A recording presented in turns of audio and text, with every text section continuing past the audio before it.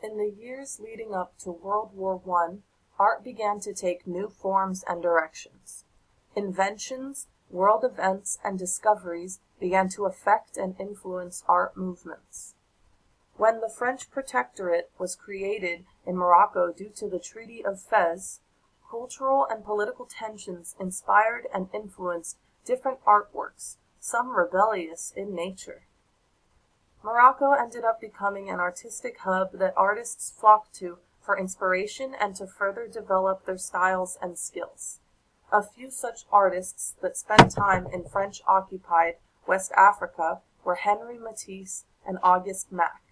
Matisse spent 7 months in Morocco and Algeria, and Mack spent time in French Tunisia. Both of their vacations influenced their artwork later. Matisse became recognized as a leader of the Fauvist movement. He encouraged his students and fellow artists to think outside the box and not limit themselves to staying confined within the lines. Strong and bold uses of color were emphasized, and abstraction was welcomed. Brushstrokes were wild and sometimes irregular, focusing, of course, on the bold and playful use of color.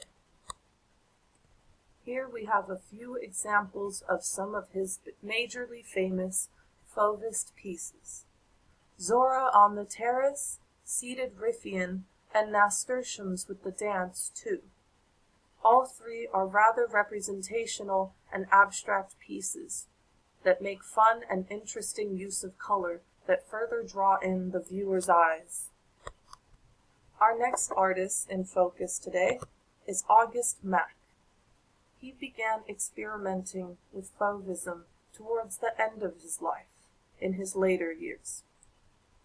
Here we have his two more famous paintings, Rococo and Little Walter's Toy. You can see again the representational and abstract qualities in the paintings that also make use of color to help depth and space. Auguste Mack was originally very interested in Expressionism, and we can see some of that in his works. He became later drawn towards Orphic Cubism, which takes us into our next artist as well.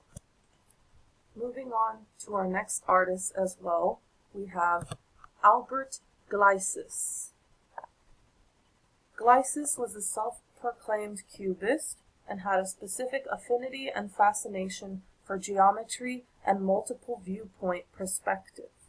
He tried to convey sensations of the physical world into his art. His work with Cubism helped introduce a style of European modern art to the world. Here we can see that Glycis thought about abstraction conceptually, as even though there is no obvious focus point, there is abstraction and representational figures in his paintings.